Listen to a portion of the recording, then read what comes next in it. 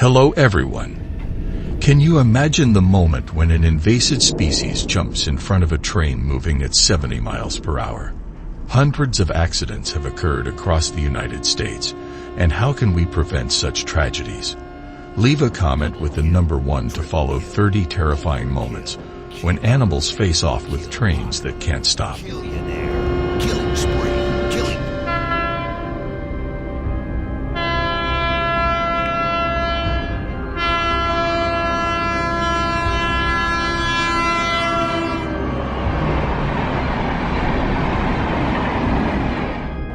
Every year, dozens of collisions between trains and livestock occur across the United States, especially in rural areas, when a cow or goat unexpectedly appears on the tracks, and it is very difficult for the train to stop in time.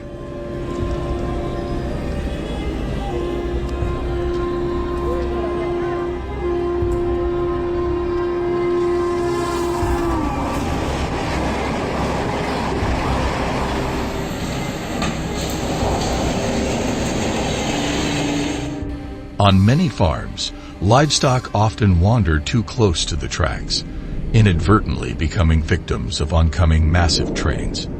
An adult cow weighing nearly 1,500 lbs can cause significant damage, derailing the train or damaging its engine.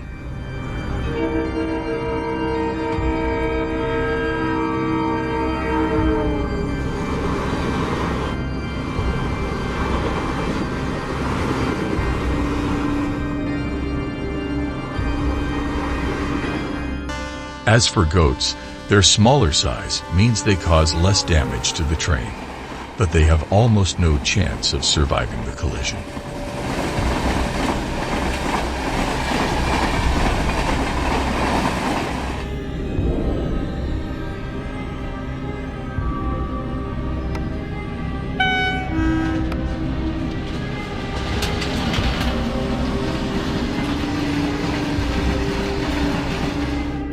For this reason, a minimum fine of $5,000 is imposed if livestock are found on the tracks to protect passenger safety. However, the question remains whether these measures can actually prevent such tragedies.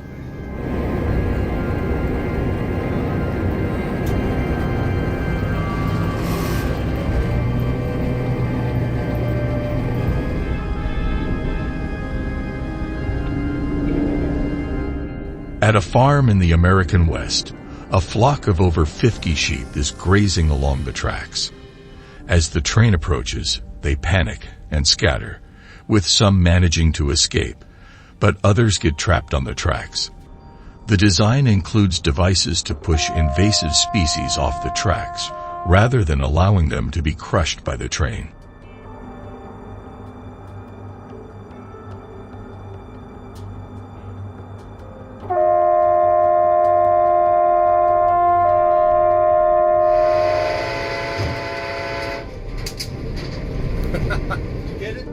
More than 20 elephants have been struck by trains in India.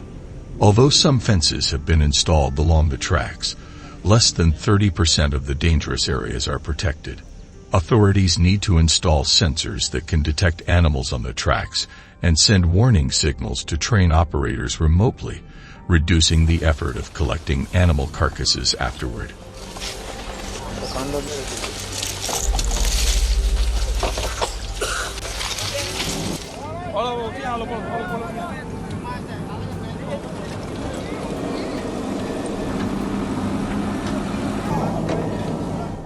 When a train approaches, a mother bear hurriedly leads her cubs across the tracks. To minimize such unwanted situations, the only solution is to install a sensor device that helps the train slow down remotely when unusual signs are detected. Fuck me too. Hey! Yes!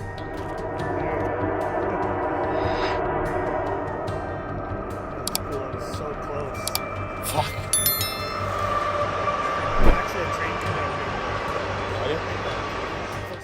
A snake slithers across the tracks, unaware that a train is approaching at high speed.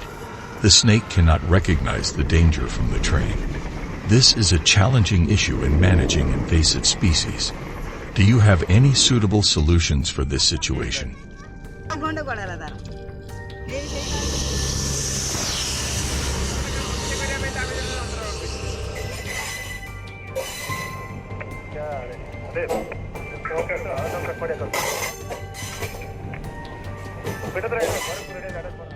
One morning in the Arizona mountains, a goat herder leads a flock of goats across a road that crosses the tracks. Do you think the remaining goat will escape the tracks? Please comment yes if you think it will escape.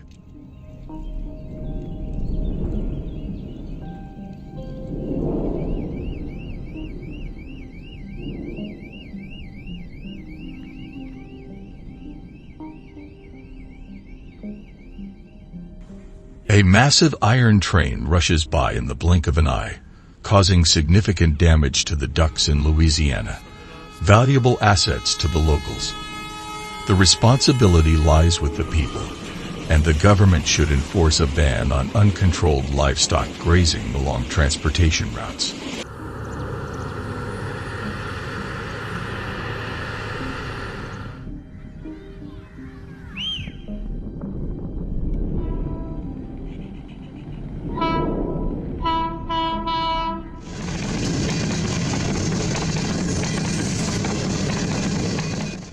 Even a nimble animal like a monkey would struggle to avoid a train traveling at 55 mph in Georgia. Collisions with invasive species can cost up to $450,000 each year.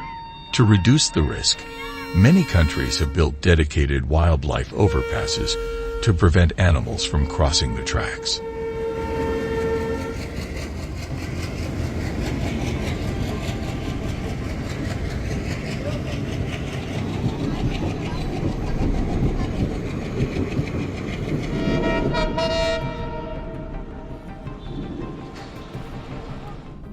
In Colorado, the increase in the wild pig population has led to many accidents near the tracks, requiring the installation of protective fences.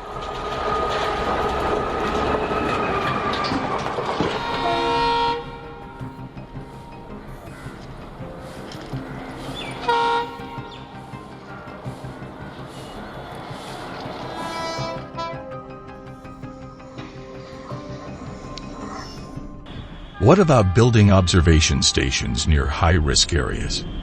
In another case, a bird flying low to the ground met a tragic fate when a train rushed by at high speed. The quickest solution is to reduce the availability of food sources or nesting areas near the tracks, so that birds don't gather there.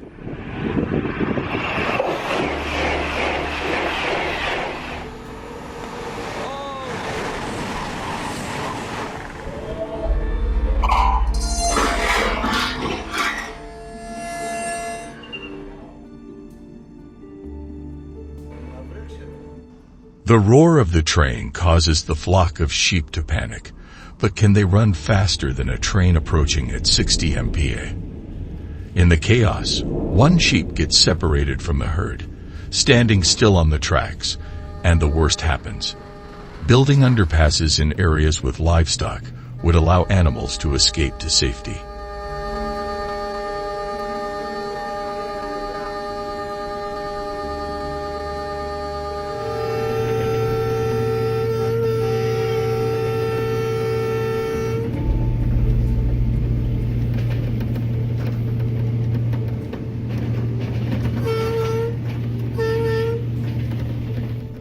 The economic damage caused by accidents involving cattle is significant.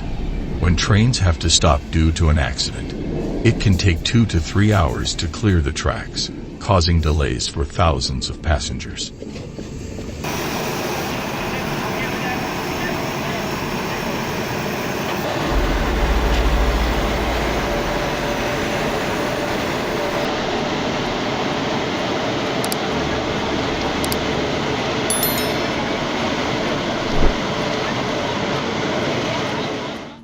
More importantly, people living near railroad tracks need to raise awareness and ensure that cattle don't roam on the tracks.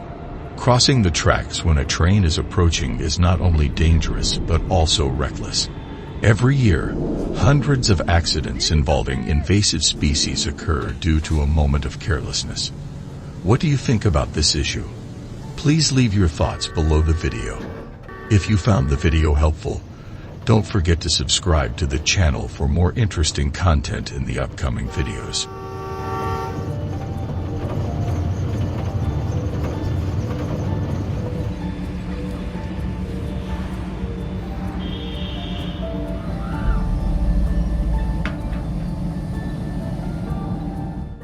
In the wilderness of northern Australia, wild cattle weighing up to 2,000 bulls pose a tremendous threat, causing devastating destruction.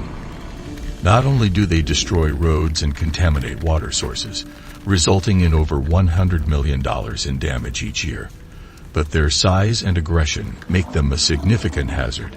If you believe the problems caused by wild cattle are serious and need protective measures, comment 1 to be ready to learn more about these wild cattle.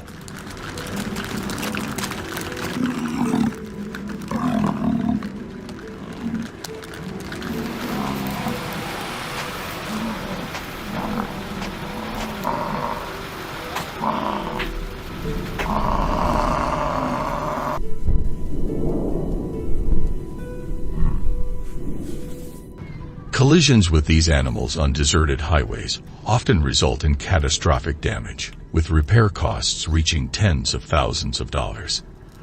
A collision can deform the vehicle, shatter the windshield, and even throw a person out of the car. Fortunately, such incidents have not occurred so far. In the meantime, drivers must remain vigilant and take safety precautions.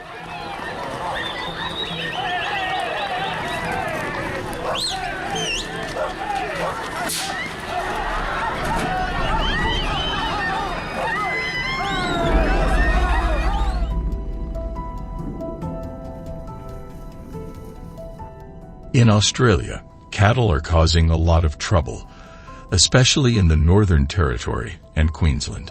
The damage they cause has gotten out of control, forcing hunters to join in the chase. However, hunting invasive species is not an easy task. Hunters need to be equipped with powerful shotguns with a .38 caliber due to the size and strength of the cattle, which make them a significant danger.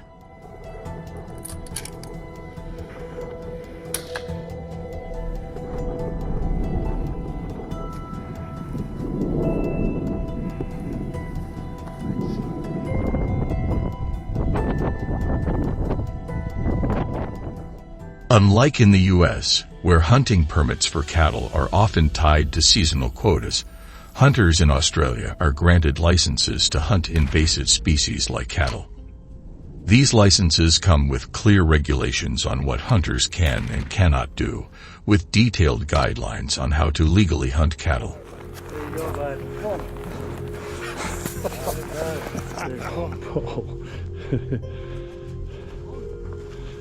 Oh man. Get behind that brush, guys.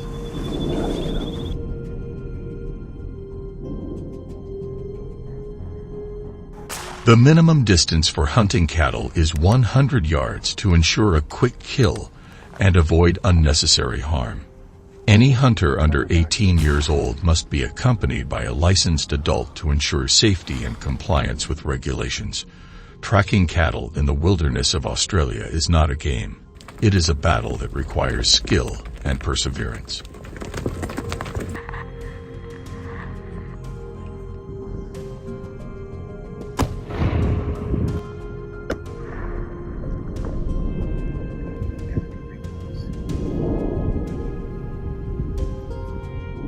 Hunters must learn to read subtle signs, such as cattle tracks on the dusty ground and broken vegetation.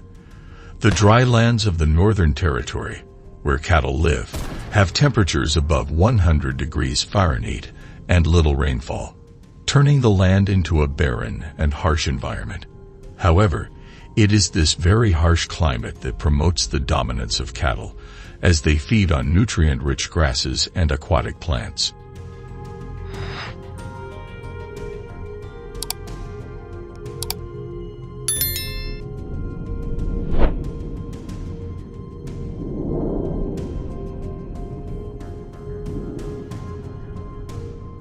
Hunting cattle becomes a high-risk challenge. The key to successful hunting is for hunters to wear light, breathable clothing in earth tones, such as light brown or olive, allowing them to blend in easily with the barren landscape.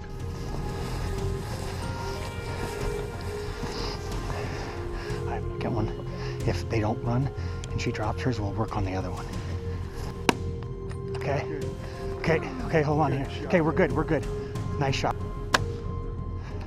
Did you hear that ricochet? Got him, nice shot. Nice. Hunting cattle from a long distance, like the impressive feat of hitting a target from 320 yards in this video, marks a milestone for cattle hunters. With wind speeds ranging from 6 to 10 mph, hunters must adjust their aim based on the constantly changing conditions. Careful setup, including using a 147 a scope and considering environmental factors, shows the dedication required for success. With high accuracy, the success rate in the hunt reaches up to 85%.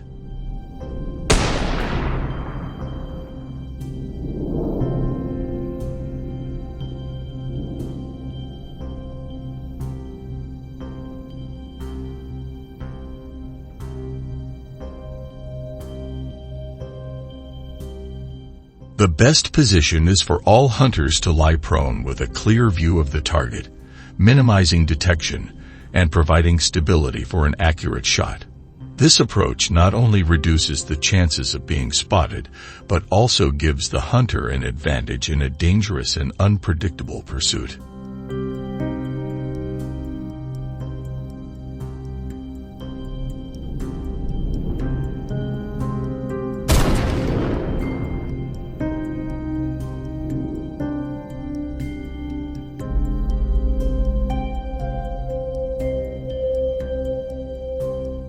Are you ready to adapt and outmaneuver your prey in such harsh conditions?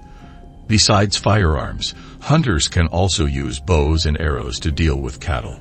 Facing winds that can deflect an arrow by more than a foot, like in the 9 million acre expanse of the Northern Territory, shows the immense challenge hunters face.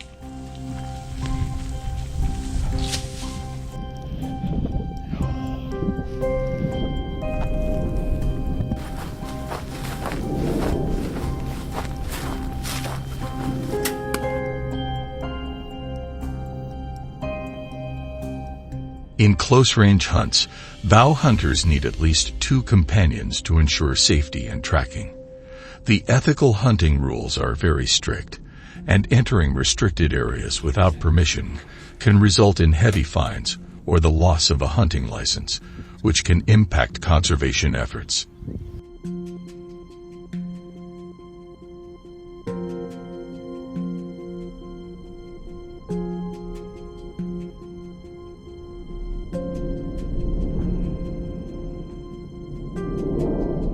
After hunting cattle, hunters must strictly adhere to reporting and handling regulations. In Australia, each hunter is allowed to hunt only 1 cow per season to protect the species population. Cattle have high economic value, with meat priced between $5 and $10 per pound.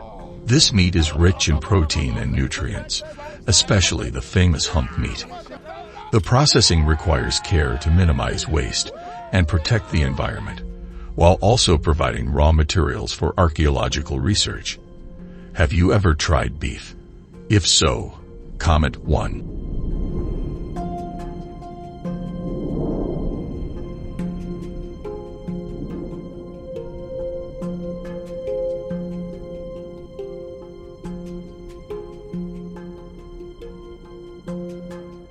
Cattle are not only a cultural symbol, but also have great economic and nutritional value. What do you think about responsible hunting to conserve this species? Please share your thoughts in the comments. If you found this content useful, don't forget to hit the like button and subscribe to the channel to join us on the next journey.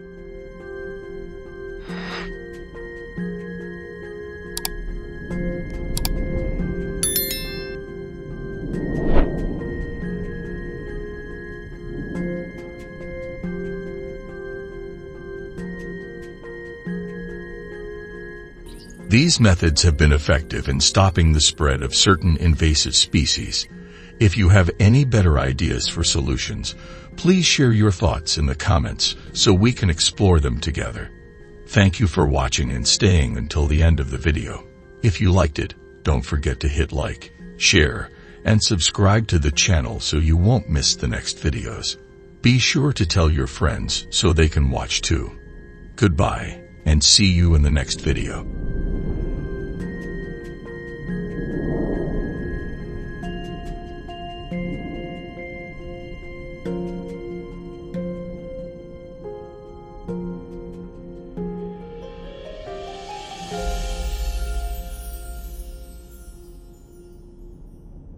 Hello everyone! The sound of gunfire echoes through the wild areas of South Africa, marking the beginning of a new battle in the ongoing conflict between humans and invasive leopard populations.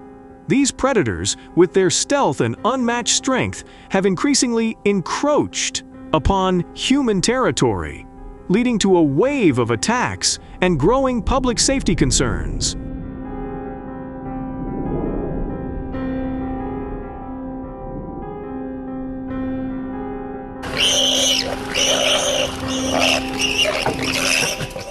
So, how do South African hunters manage the control of thousands of invasive leopards with rifles? Are you ready for this exploration? Join us, and don't forget to subscribe to our channel as we aim for 100,000 subscribers. Your support is crucial to us.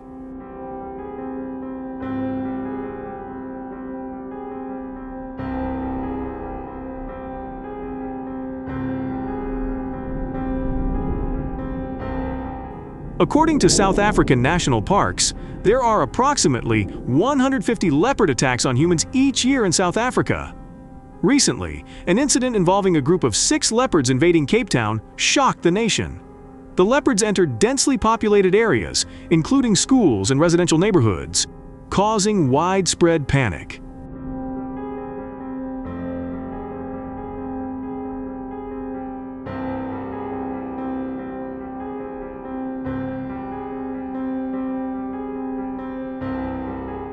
In response, local residents and authorities organized a coordinated effort to hunt down the predators. Despite their efforts, the outcome was devastating. The attack resulted in 8 people being seriously injured and 1 individual tragically losing their life due to severe wounds. This incident highlights the growing threat of leopards invading urban areas and underscores the need for stronger strategies to protect communities from such dangerous encounters.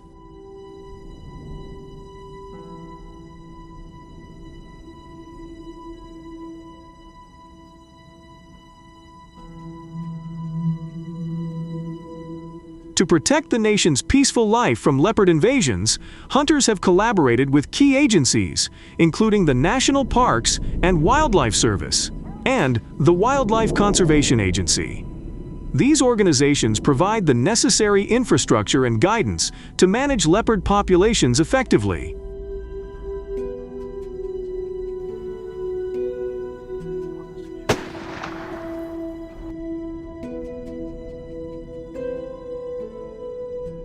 Hunters typically operate in groups of 3 to 5, providing an optimal balance between safety, coordination, and success rates.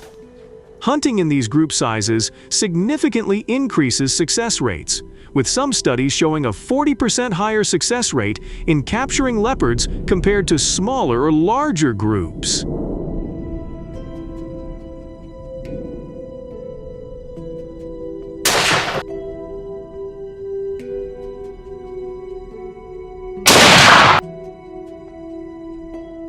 Have you ever wondered what it takes to hunt one of the most elusive and powerful predators in nature?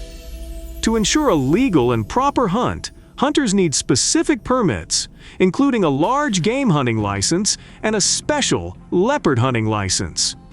These permits are usually issued by the National Parks and Wildlife Service and can range from $500 to $1,500, depending on the region and specific requirements.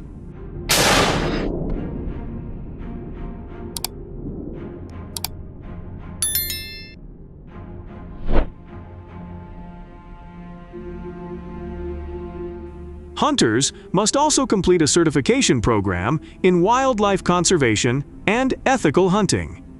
In 2023, over 1,200 permits were issued in various regions, reflecting the strict legal framework governing leopard hunting.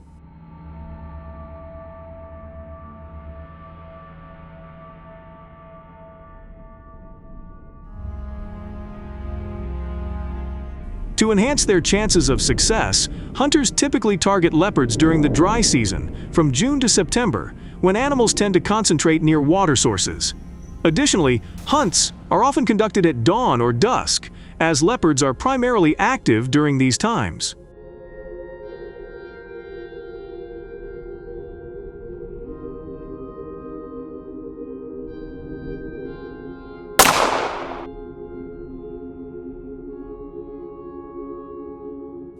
Have you ever wondered how the collaboration between hunters and conservation facilities effectively reduces the risk posed by leopards to local communities? The combined efforts of hunters and conservation agencies have significantly decreased the impact of leopards on communities. In areas where these efforts are most concentrated, incidents involving leopards, such as livestock attacks, have dropped by about 50% over the past 5 years.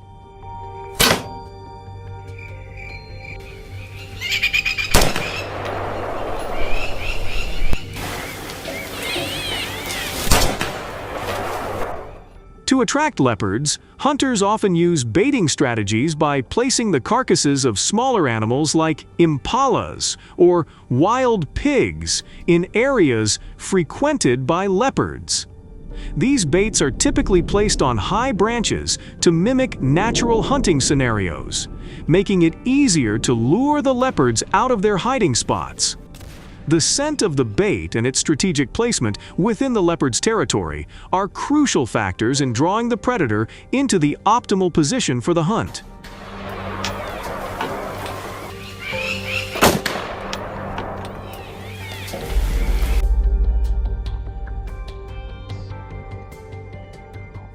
Once the bait is set, hunters typically hide 50 to 100 yards away from it, depending on the terrain and visibility. During this time, they must be patient and remain silent to allow the leopard to approach the bait. To ensure that the leopard is the correct target before shooting, hunters often use observation tools, such as binoculars or cameras, to accurately identify the animal. After the bait is down, hunters must approach carefully to confirm that the leopard is dead and ensure safety before proceeding to handle the prey.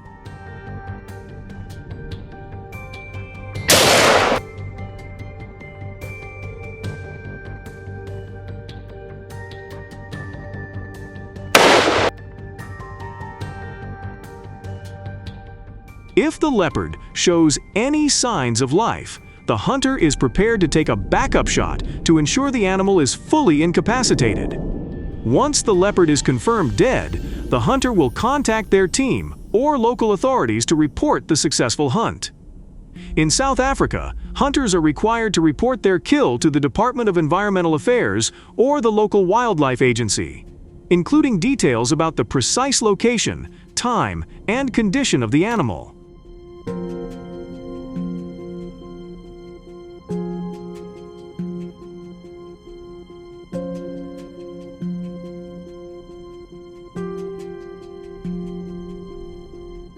Furthermore, hunters must adhere to regulations allowing only 2 to 4 leopards to be hunted per season in order to protect the population and prevent overhunting.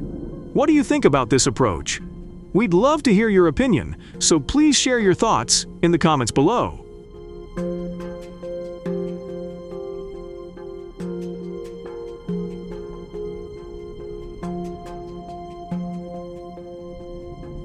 Helicopter hunting has become an effective method for managing wolf populations in Texas.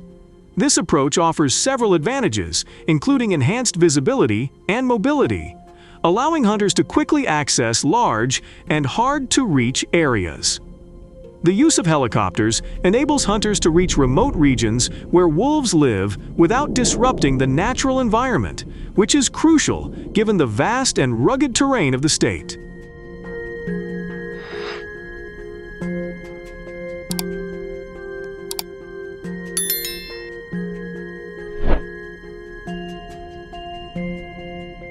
The success rate of helicopter hunting is quite high, with hunters able to take down between 20 and 35 wolves in a single hunt.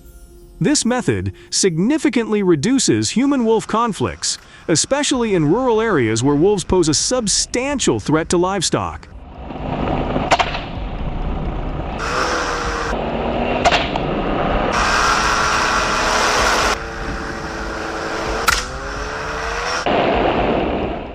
Texas farmers have reduced wolf-related losses by 21% through helicopter hunting and effective wolf population management.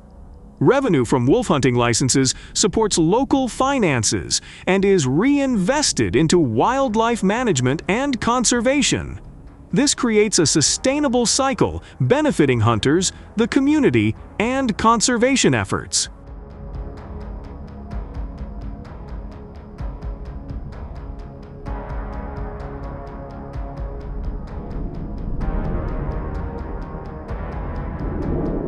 However, despite its benefits, helicopter hunting is not without risks. On May 4th, 2024, a serious incident occurred in Collin, Texas, highlighting the dangers of this method. During a wolf hunt, the helicopter experienced a mechanical failure and began to shake violently. Both the hunter and the pilot made strenuous efforts to regain control, but the incident raised new safety concerns about using helicopters for hunting.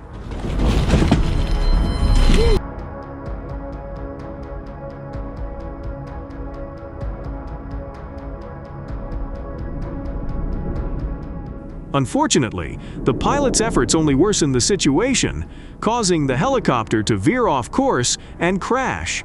The helicopter ignited upon impact, resulting in a devastating explosion that claimed the lives of both the hunter and the pilot. This tragic event shocked the local community and underscored the risks associated with helicopter hunting. Do you agree with this method? If you do, please like the video. If not, please leave a 0 in the comments to share your thoughts.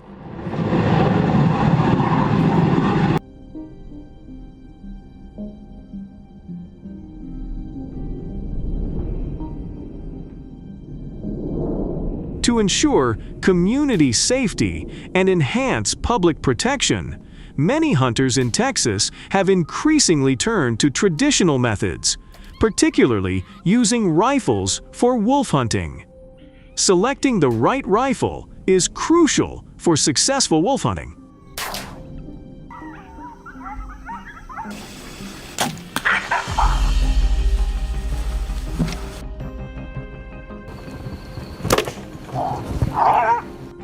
Hunters often choose rifles like the AW213 Remington, with an effective range of up to 300 yards, and the S22-250 Remington for their balance of range, power, and accuracy. These calibers help to humanely take down wolves and reduce the risk of injuring the animals, which is crucial from an ethical standpoint. However, successful wolf hunting in Texas not only depends on selecting the right rifle and ammunition, but also on meeting many other important conditions beyond shooting technique.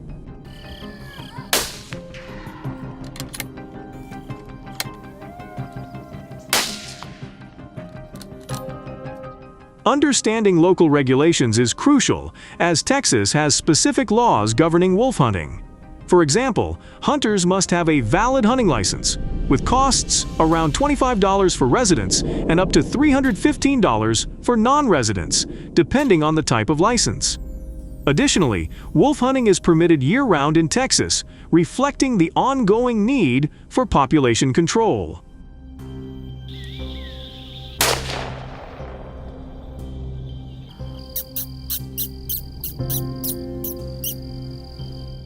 However, hunters must adhere to restrictions such as not hunting on public roads or within a certain distance from occupied buildings. Complying with these regulations not only ensures that hunters operate within the legal framework, but also promotes ethical hunting practices, which are crucial for maintaining public trust and support for wildlife management efforts.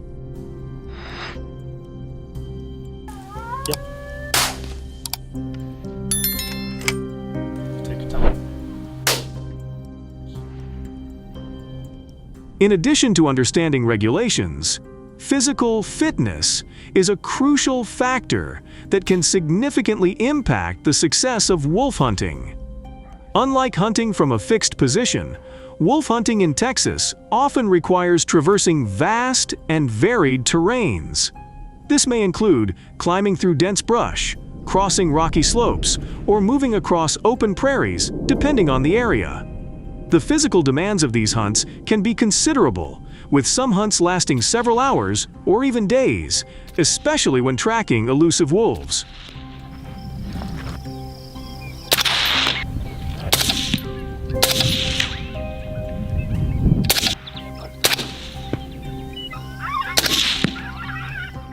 Hunters must be prepared to endure extreme conditions, from the sweltering summer heat with temperatures exceeding 100 degrees Fahrenheit to the frigid winter winds. Maintaining physical stamina under these conditions is crucial, as fatigue can impair judgment and shooting accuracy, reducing the likelihood of a successful hunt.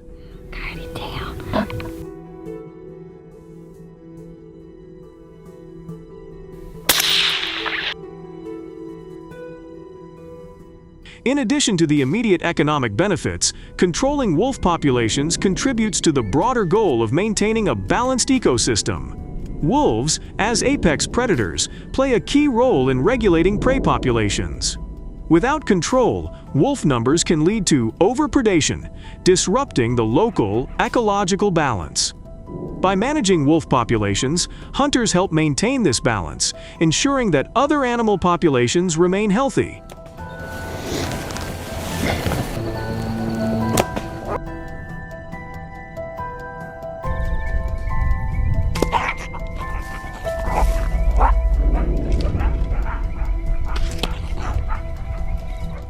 This is crucial for preserving the biodiversity of Texas's rich habitats, from the dense pine forests of East Texas to the arid deserts of West Texas, where each ecosystem relies on a stable environment to thrive.